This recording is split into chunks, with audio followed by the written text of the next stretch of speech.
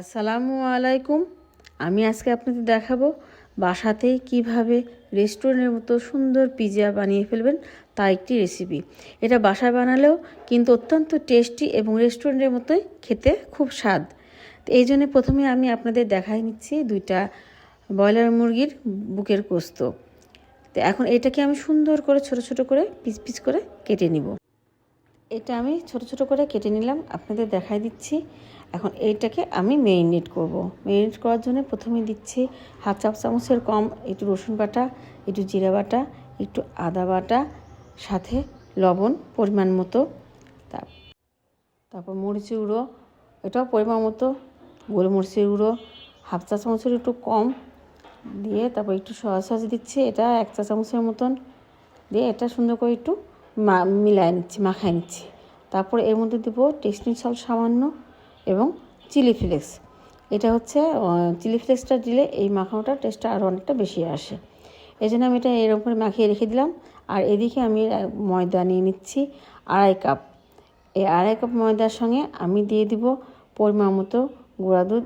এখানে আমি গুঁড়া দুধ দিয়েছিলাম 4 টেবিল চামচ, আর বেকিং পাউডার দিয়ে দিচ্ছি আমি এখানে 2 টেবিল চামচ। আপনারা দেখতে পাচ্ছেন বেকিং পাউডার 2 টেবিল চামচ দিলাম। আর গুঁড়া দুধ আমি 2 টেবিল চামচ প্রথমে দিয়েছি, পরে আরও 2 টেবিল চামচ দিয়েছি। এটাকে সুন্দর করে আটার সঙ্গে মিলাই নিচ্ছি, ময়দার সঙ্গে। মানে এটি মিলানোটা খুব সুন্দর করে মিলাই নেবেন, তো যাতে যেন মানে কোনো না থাকে, আলাদা না থাকে। তারপর চিনিও দিয়ে দিলাম আমি এখানে 1.5 টেবিল চামচ। ওই একই চামচে আমি দিয়ে দিচ্ছি। দিয়ে এটা সুন্দর করে মিলাই নিয়ে তারপরে দিয়ে দিলাম আমি হচ্ছে ইস্টটাও দিয়ে দিচ্ছি আমি 2 টেবিল চামচ। দিয়ে আমি এখানে সুন্দর করে মিলাই নিয়ে তারপর এখানে আমি গরম পানি দেবো। দেখেন আমি আঙুলটা চোবায় রাখছি, এই পরিমাণ গরম পানিটা এর মধ্যে দিয়ে দেবো। দিয়ে অল্প অল্প করে সুন্দর করে ডো করে মাখাবো। মাখানোটা খুব অল্প অল্প করে সাবধানে মাখাবেন, পানি দিবেন, তাহলে হচ্ছে আপনার ডোটা আর নষ্ট হবে না, খুব ভালো হবে। তো আমি আপনাদের দেখাই দিলাম কীভাবে পানি দিয়ে মাখাচ্ছি, এবং দেখেন আমার ডোটা কতটা সুন্দর হয়েছে। অ্যান্ড এই পর্যায়ে আমি দিয়ে দিচ্ছি এখানে সয়াবিন তেল 1 মুঠোরও বেশি দিয়ে এটা মাখাই নিচ্ছি। এটা খুব বেশি যে আগে দেওয়া লাগবে সয়াবিন তেল তা না, কারণ তেলটা আমার হচ্ছে এটা পিৎজার মধ্যে পরে দিলেও হবে, তাই জন্য। তারপর আমার মাখানো হয়ে গেছে। এখন আমি উপরে একটু তেল মাখিয়ে এবং ঢাকনার উপরেও তেল মাখিয়ে এটা ঢেকে রেখে দিলাম। এখন আমি চলে যাচ্ছি চুলাতে আমি এখন ওই যে মুরগির গোস্তটুকু মেরিনেট করে রাখছিলাম ওটাকে প্রথমে একটু ভেজে নেব, ভাজা করে নেব। হালকা টু মিডিয়াম হিটে নেড়ে এটা একটু ভাজা করে নেব, যাতে যেন এটা হচ্ছে পিৎজার উপর দিলে খেতে খুব স্বাদ লাগে। তাই আপনাদের দেখাই দিলাম, দেখেন কতটা সুন্দর করে আমার ভাজা হয়ে গেল। এই ভাজাটা গোস্তটাই এখন আমি পিৎজার উপর দিয়ে দেবো। তারপর আমি ওই একই কড়াইতে আবার পরিমাণ মতো তেল নিয়ে এর মধ্যে দিয়ে দিচ্ছি 1 মুঠো রসুন কুচি। এটাকে হালকা একটু নেড়ে চেড়ে নিয়ে দিয়ে দিলাম 1 মুঠো পেঁয়াজ কুচি। দিয়ে এটাকে একটু নেড়ে চেড়ে নিয়ে যখন হালকা সল্টি ভাব হবে তখন এর মধ্যে আমি দিয়ে দেবো 1 বাটি টমেটো সস। আপনাদের দেখাই দিলাম যে কী পরিমাণ হবে এটা সল্টি। তারপর এই টমেটো সসটা দিয়ে দিচ্ছি। এটা হচ্ছে মূলত আমি পিৎজার জন্য যে আলাদা সস তৈরি করে সেটা তৈরি করে নিচ্ছি। তো এটা একটু নাড়াচাড়া করার পর আমি দিয়ে দিলাম এখানে জিরা ভাজা গুঁড়া। তারপরে জিরা ভাজা এখানে হচ্ছে একটু নেড়ে নিচ্ছি এভাবে। তারপরে দিয়ে দিচ্ছি এখানে চাট মশলা। এটা হচ্ছে দিয়ে একটু নাড়াচাড়া করে নিয়ে তারপরে দিয়ে দিব আমি করে নেবেন অরিগানো। এইটা দিয়ে আমি হচ্ছে অরিগানো সুন্দর করে দিয়ে দিচ্ছি। অরিগানো অল্প দিয়েছিলাম, তারপরে আমি দিয়ে কম হয়েছে আর একটু দিয়ে দিচ্ছি। এই অরিগানোটা দিয়ে একটু নাড়াচাড়া করে নিলে এই আমার পিৎজার যে সসটা সেটা রেডি হয়ে গেল। তারপরে আমি এখন দেখাচ্ছি আপনাদের আমার আটাটা কতটা ফুলে ডো হয়ে গেছে। এখন এর মধ্যে থেকে সমস্ত বাতাস বের করে দিয়ে আমি আরেকটু মুথে নিলাম।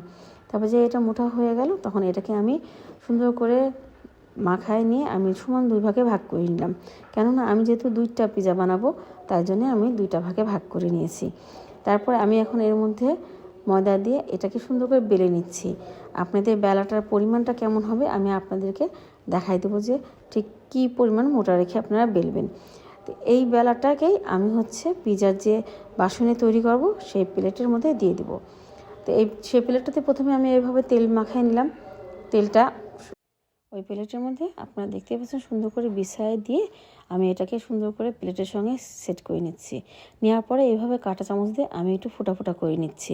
এইভাবে ফোটা করে নিলে আপনার পিৎজার মধ্যে বাতাসগুলো ভালো ঢুকবে এবং ফুলে হয়ে যাবে না, তখন পিৎজাটা সুন্দর করে সেট খাবে। তারপর এই যে সেই সসটা দিয়ে দিলাম আমি মাখিয়ে পোড়াটাতে। তারপর এর মধ্যে দিয়ে দিচ্ছি আমি কেটে রাখা মেয়োনিজটা খুব সুন্দর করে একটু বেশি পরিমাণ দিয়ে দেবেন চারিদিক দিয়ে। তারপরে দিচ্ছি সেই ভেজে রাখা মুরগির গোস্তগুলা। এখন দিয়ে দেওয়ার পরে আমি এর উপর দিয়ে দিচ্ছি গোল গোল করে পেঁয়াজের রিং। এই রিংগুলো আপনারা এভাবে দিয়ে দিবেন। তারপরে দিয়ে দিচ্ছি আমি ক্যাপসিকাম, সবুজ ক্যাপসিকাম, তারপরে দিয়ে দিলাম অলিভ। এভাবে একে একে সব কিছু দিয়ে আমি সুন্দর করে মেরিনেট করে নিচ্ছি, সাজিয়ে নিচ্ছি। তারপরে দেখেন আমি এখানে দিয়ে দিলাম সসেসটাও আপনারা এইভাবে কেটে দিয়ে দিবেন সুন্দর করে। এটাতে হচ্ছে কি আপনারা লাল ক্যাপসিকাম বা আরও অন্যান্য কিছু ব্যবহার করতে চাইলেও করতে পারবেন। তো আমি উপর দিয়ে টমেটো সস দিয়ে দিলাম, দিয়ে আমার পিৎজাটা রেডি করা হয়ে গেল। আর আমি এভাবে আগে কড়াইতে একটা বাটি দিয়ে ফ্রি হিট করতে দিয়েছিলাম। তার মধ্যে এখন বিষয়টা বসাই দিয়ে আমি এই যে ঢাকনা দিয়ে দিয়েছি। আমার আধা ঘন্টার মধ্যে পিৎজাটা হয়ে গেছে। দেখেন কতটা সুন্দর হয়ে গেছে আমার পিৎজাটা, একদম পারফেক্টভাবে। আমি আপনাদের এখন এখান থেকে তুলে নিয়ে দেখাই দিচ্ছি। এই দেখেন আমি এখন খুন্তিটা দিয়ে এই দেখেন উঠালেই আলগা হয়ে যাচ্ছে। এখন এটা আমি প্লেটে বেড়ে পরিবেশন করে দিলাম আপনাদের সামনে। তো দেখেন আমার পিৎজাটা খুব তাড়াতাড়ি এবং কতটা সুন্দরভাবে হয়ে গেছে, এবং এটা খেতেও অত্যন্ত টেস্টি। আপনারা যেরকম বাজারে রেস্টুরেন্টে কিনে খান এবং তার মতোই। তো ভালো থাকবেন। আসসালামু আলাইকুম।